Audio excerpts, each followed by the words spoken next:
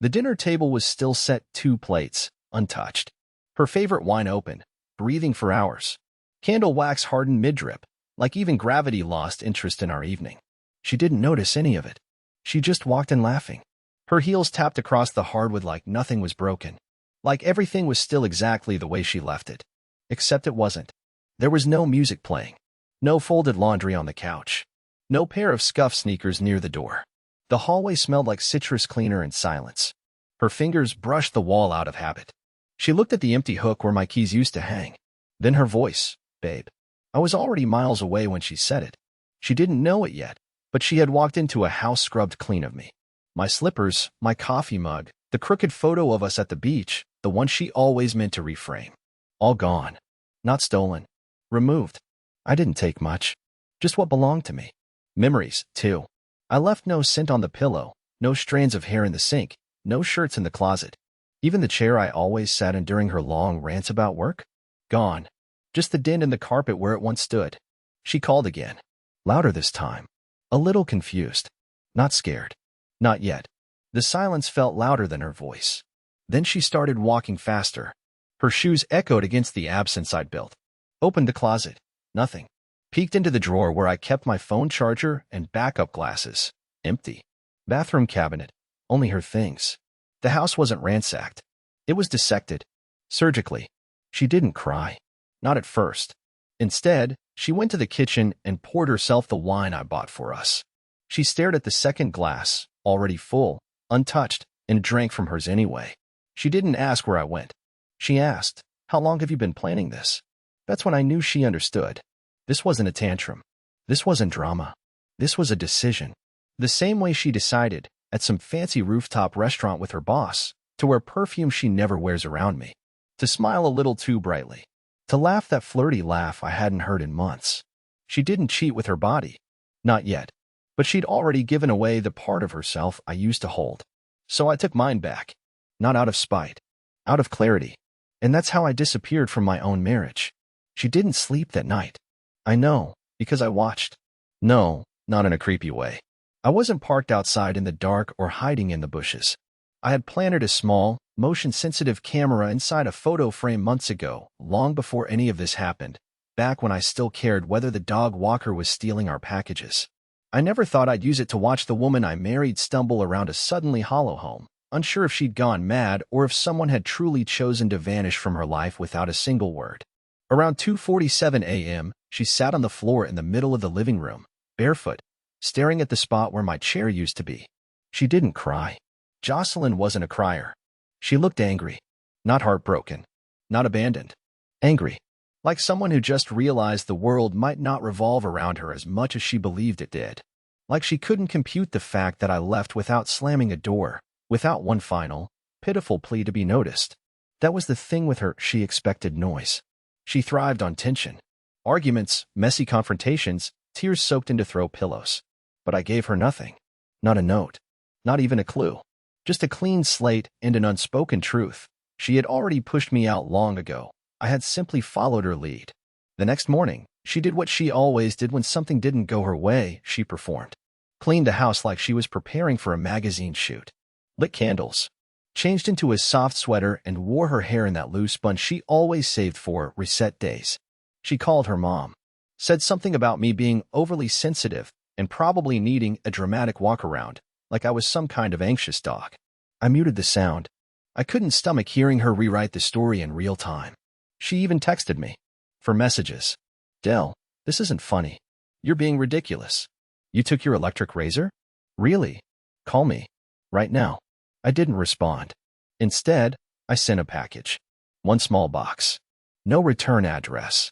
Inside, a single Polaroid of the two of us from our trip to Maine, the one where I got stung by a jellyfish and she made fun of me for limping like an old man. On the back, I had written only 6 words in black ink. You left me first. Remember that. I shipped it overnight. Tracked it until it hit the doorstep. Then I shut off the feed. I didn't need to see her open it. I already knew what her face would look like, that mix of guilt, confusion, and the creeping horror of consequences finally arriving, uninvited. She thought she was the storm, that I would always stand still and take it, like some fragile tree meant to bend in her weather. But I had become something else, Not louder. Not colder. Just gone. And the silence left in my place? It's louder than anything she's ever screamed. The next time she left the house, it wasn't for work. It was around 10:15 in the morning, just after the package arrived. She didn't even change clothes. The sweater was still wrinkled at the elbows, and her keys were shaking in her hand. I could tell because I still had access to the security cam in the garage, the one I installed after she left the back gate open 3 nights in a row, and blamed it on raccoons. She got in the car like a woman who wasn't sure whether to chase something or run from it. And me? I was already gone, sure, but not gone enough. A few weeks before all this, I'd set up a paper trail. Not because I planned to vanish, but because I knew I'd need to eventually. Bank accounts opened in a new name.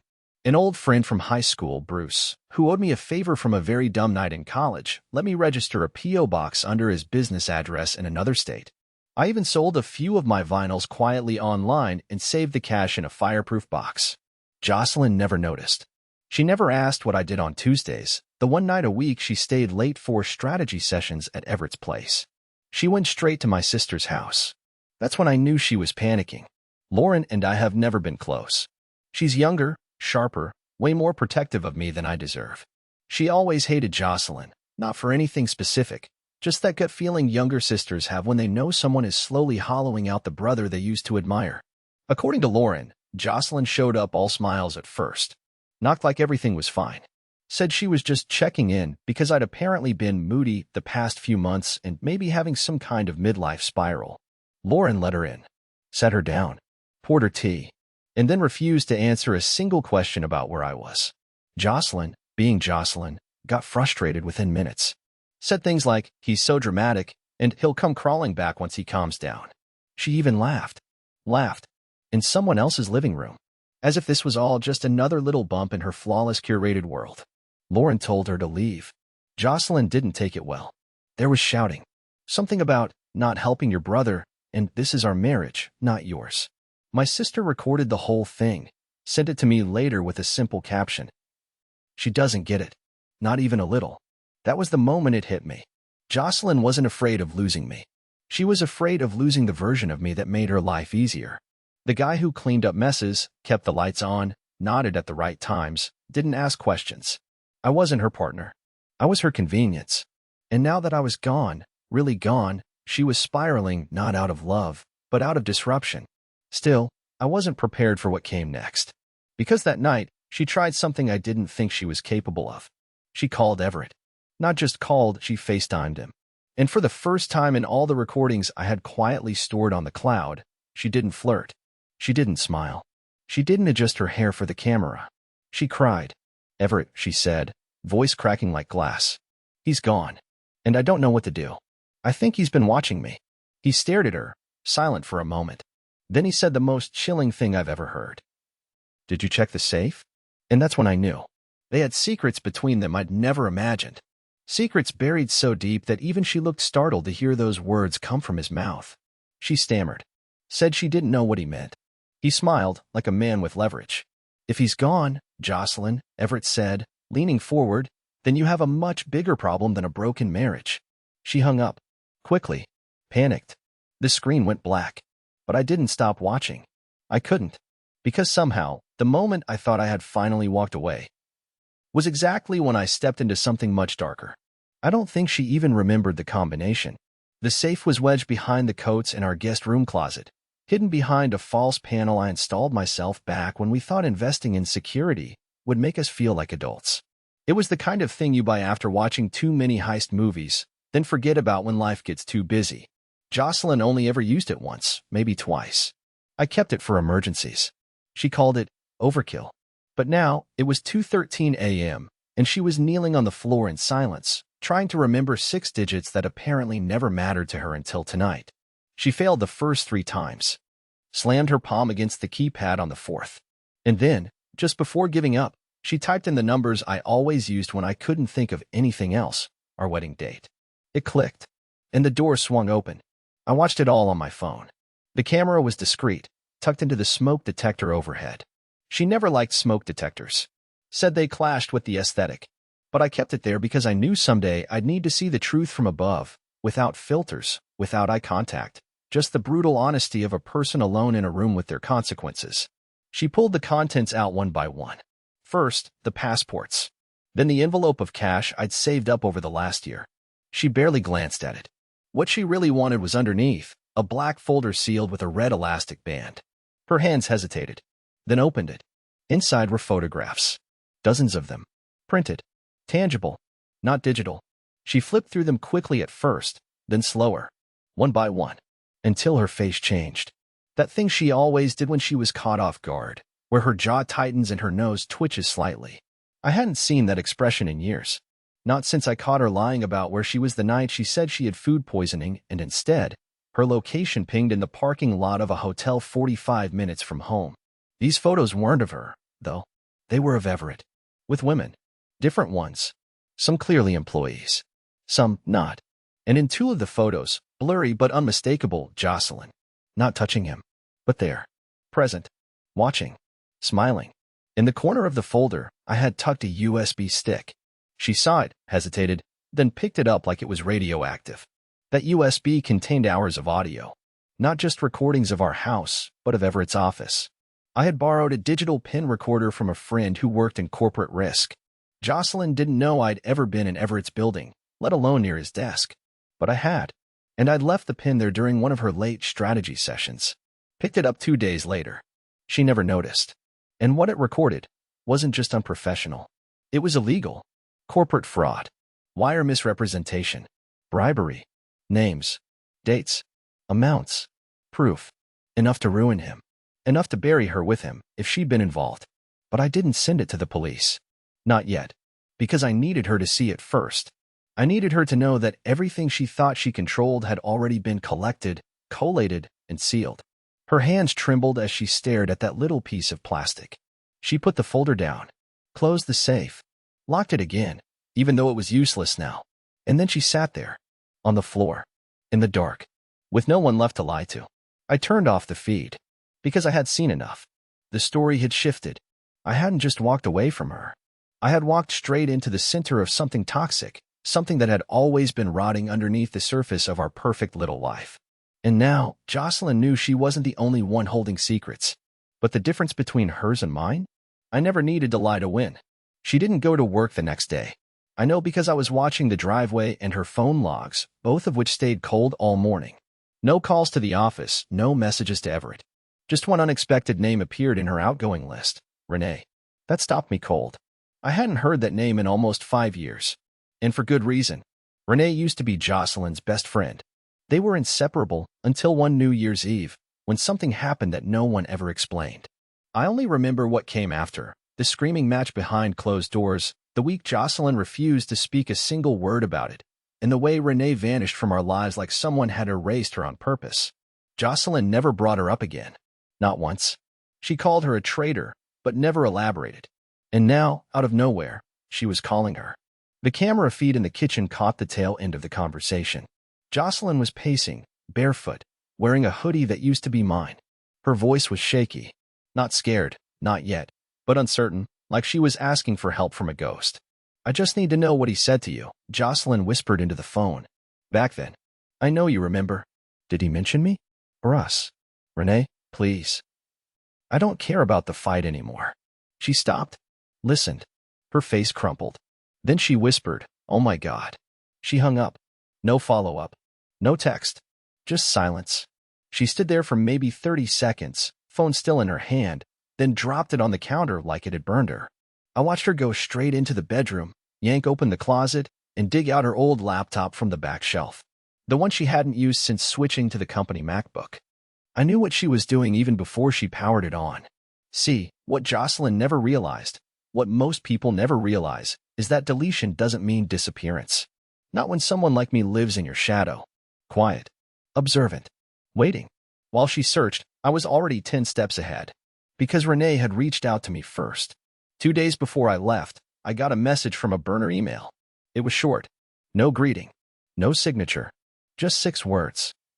She lied about what really happened. I almost ignored it. Thought it was spam.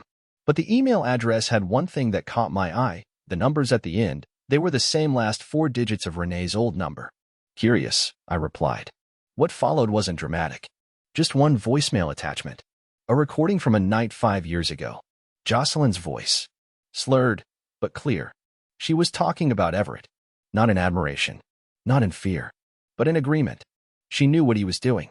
Not just to the company, but to the women. She laughed about it. Said things like, they want something for nothing. Everett just cuts through the act.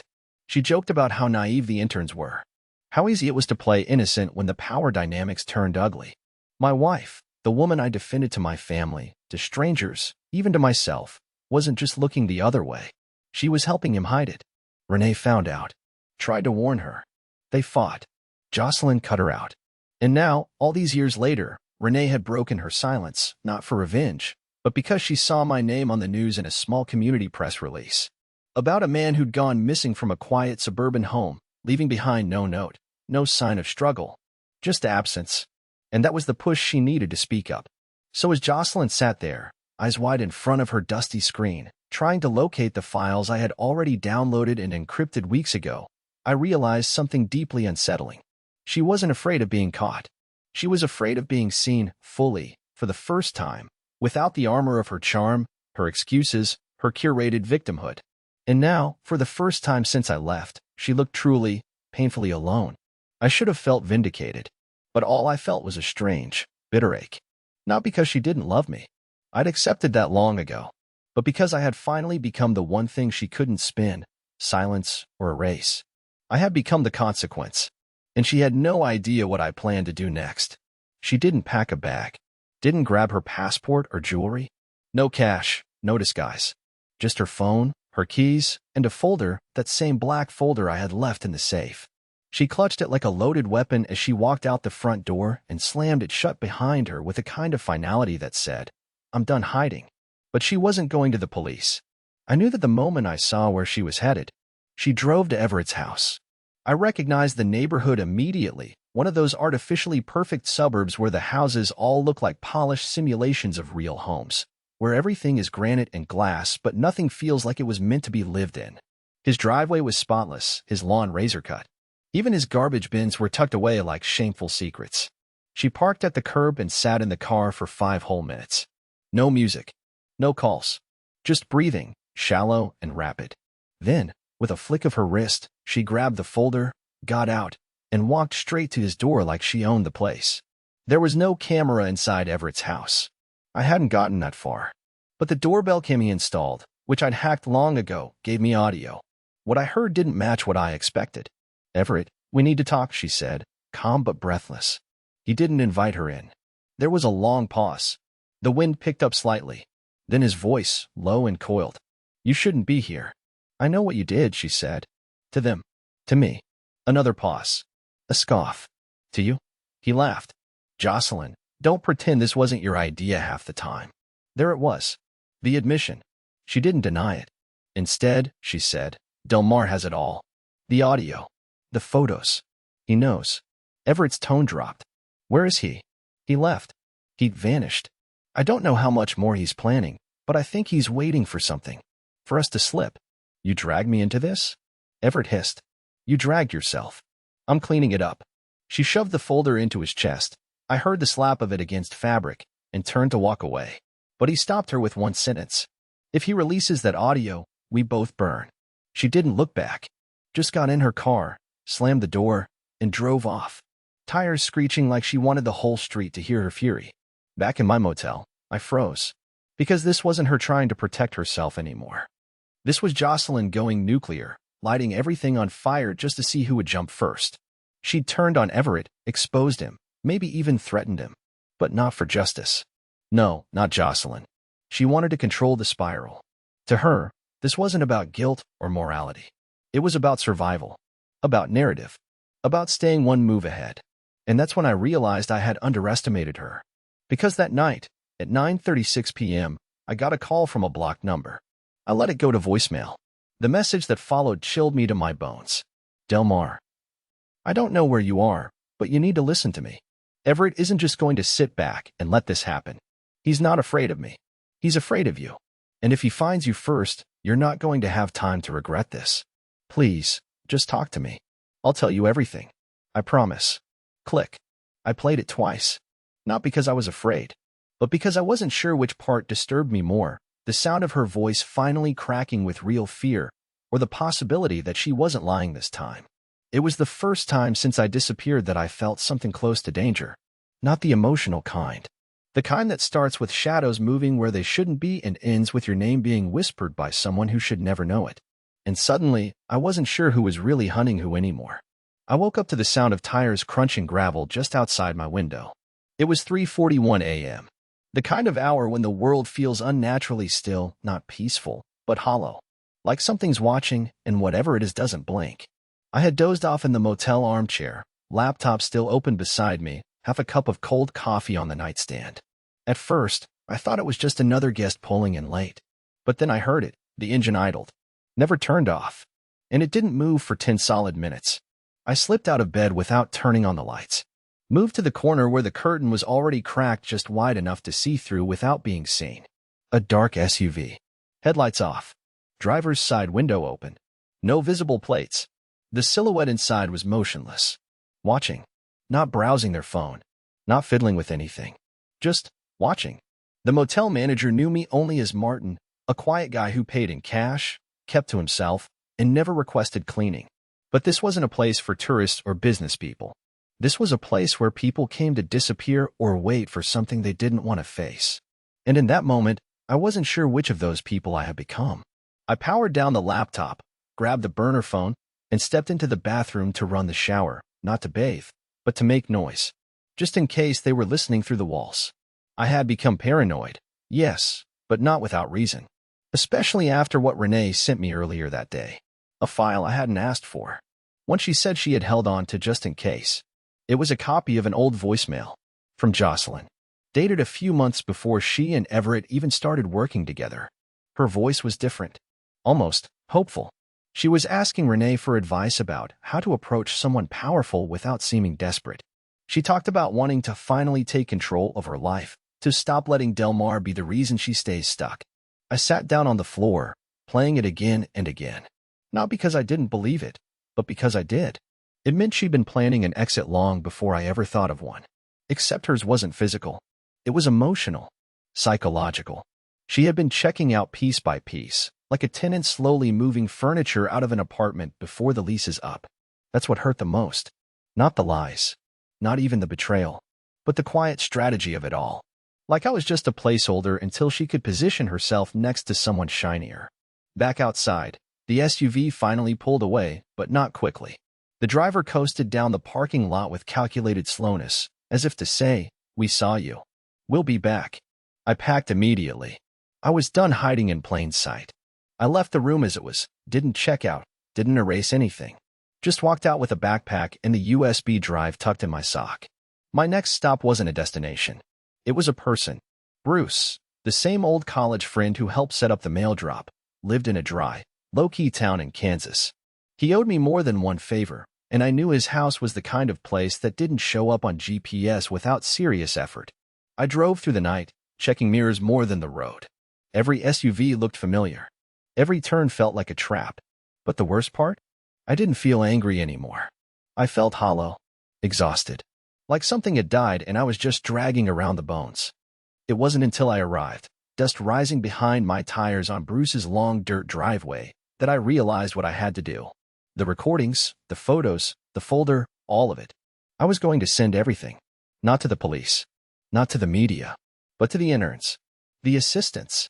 The women who had been talked about in passing like forgettable detours on Everett's climb up the ladder. The ones who were silenced by HR departments and NDA contracts and casual humiliation. They deserved to know what Jocelyn and Everett had built their little empire on. But before I could hit send, my phone lit up again. Another voicemail. Blocked number. This time, it was only 3 words. They found Renee. No context. No explanation. Just that.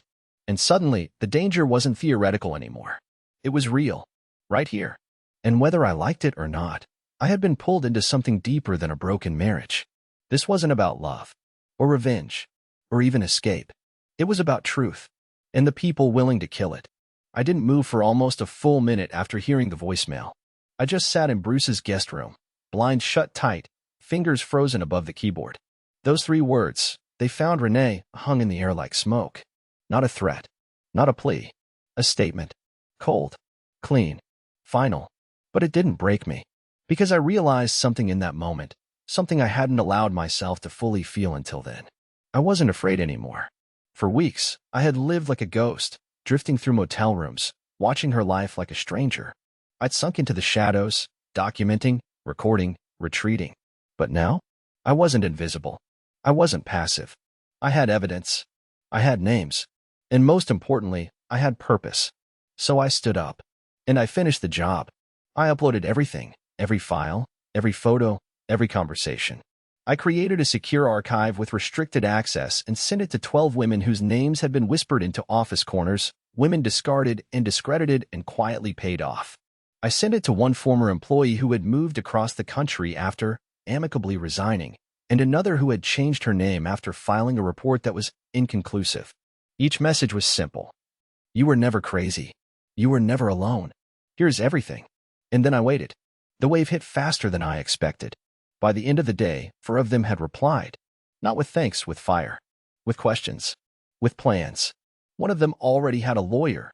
Another worked in compliance at a different firm and had contacts in state oversight. They didn't want to ruin lives. They wanted truth. By that evening, someone leaked the audio anonymously. It landed on a small accountability blog, not major news, not flashy, but loud enough to spark interest. Within 24 hours, it had made its way to corporate legal. 2 board members resigned. Everett went silent.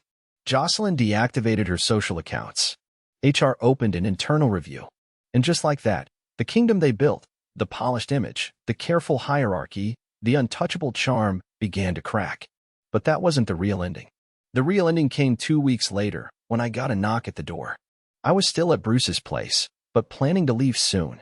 I had booked a tiny rental in Oregon, a 1-bedroom near the coast. I was going to write again. Just for myself. Nothing serious. Nothing published. The knock was soft. Uncertain.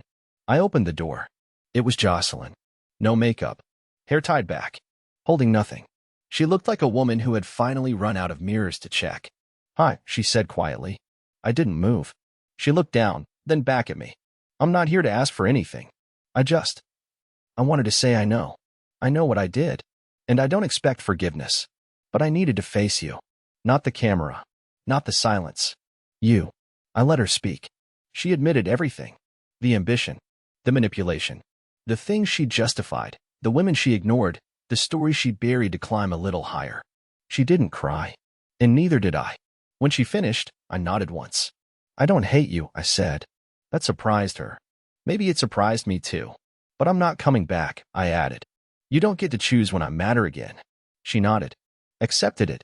Took one last look, not dramatic, not desperate. Just final. And then she left. No drama. No shouting. Just the sound of gravel under her tires as she pulled away. I stood in the doorway for a while after that, watching the empty road, letting the stillness settle in. And then I smiled.